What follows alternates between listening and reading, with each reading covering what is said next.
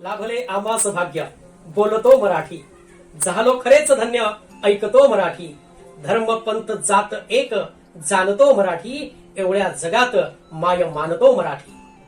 27 February कविश्रेष्ठ Kusumagraj उर्फ विष्णू वामन शिरवाडकर यांची जन्मजयंती आणि हा दिवस संपूर्ण मराठी माणूस मराठी भाषा गौरव दिन म्हणून साजरा करतो. नक्कीच यात कुठलीही शंका नाही की मराठी भाषा ही गौरवशाली आहे, ती समृद्ध आहे, ती सर्वोत्तम आहे. व्याकरणाच्या दृष्टीने असो की साहित्याच्या दृष्टीने, बोलीभाषेच्या दृष्टीने असो की गद्य पद्याच्या दृष्टीने मराठी भाषेला तोड नाही. म्हणूनच संत श्रेष्ठ ज्ञानेश्वर महाराजांनी सांगितलंय की माझ्या मराठीची बोलू कौतुके परी अमृतालाही पाहिजे जिंके. ते उगाच नाही, मराठी भाषा मधुर आहे, रसाळ आहे आणि ती आमची मायबोली भाषा आहे, याचा आम्हाला सार्थ अभिमान आहे. मित्रांनो, आजच्या युगामध्ये जरी मराठी बोलणारे जी आधुनिक पिढी आहे, या आधुनिक पिढीला मराठी विषयी तितकंसं प्रेम आपुलकी आज राहिलेली नाही. ही कुठेतरी एक शोकाची आणि खेदाची बाब आहे.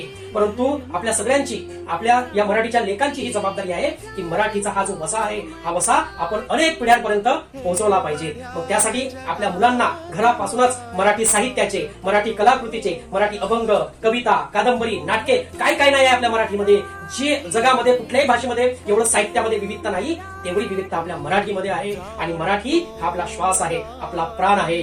आणि म्हणूनच या 27 फेब्रुवारीच्या मराठी भाषा गौरव दिनी मी एकच आपल्या सर्वांना नम्र निवेदन करेन की मी गेली 10 वर्ष झालं या स्पर्धा परीक्षेच्या क्षेत्रामध्ये मराठी भाषेचा व्याकरणात्मक शास्त्र सुद्धा अभ्यास करताय. आणि हा अभ्यास केल्यानंतर मला जाणवलं आहे की मराठी भाषा ही जगातील सर्वोत्तम भाषा आहे.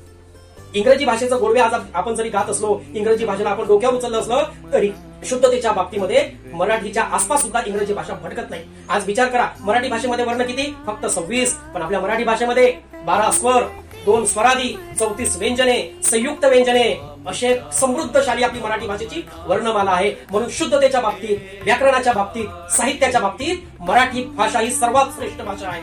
इंग्रजीला मराठीची चुटकीभर सुद्धा सर येऊ शकत नाही. म्हणून आपल्या भाषेचा गौरव करणे आणि तिचं जतन करणे ही आपली जबाबदारी आहे. म्हणून लहान मुलांना मराठी भाषेचे चित्रपट दाखवा, मराठी भाषेची नाटके दाखवा, मराठी ग्रंथ दाखवा, मराठी साहित्य दाखवा, मराठी साहित्य वाचायला लावा, मराठी चित्रपट पाहायला लावा आणि मराठी बोलायला लावा. आजच्या मुलांची शोकांतिका अशी की त्यांना 67 म्हटलं की त्यांना प्रश्न पडतो ही संख्या नेमकी कोणती.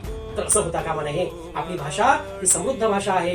दक्षिणेकडचे राज्य बघा, तुम्ही तामिळनाडूचं उदाहरण घ्या, आंध्र प्रदेश, तेलंगणा, कर्नाटक, केरळ या भाषांनी आपल्या भाषेला असं जतन करून ठेवलं आहे, तिला समृद्ध केलं आहे. आपली ही जबाबदारी आहे की आपण आपल्या मराठी भाषेला समृद्ध केलं पाहिजे, तिला जतन केलं पाहिजे, तिच्या गौरवशाली परंपरेला आपण पुढे नेलं पाहिजे. तर मी या ठिकाणी पुन्हा एकदा तुम्हा सर्व मराठी जणांना, मराठी मनांना 27 फेब्रुवारीच्या म्हणजेच मराठी भाषा गौरव दिनाच्या अनेक शुभेच्छा देतो. धन्यवाद.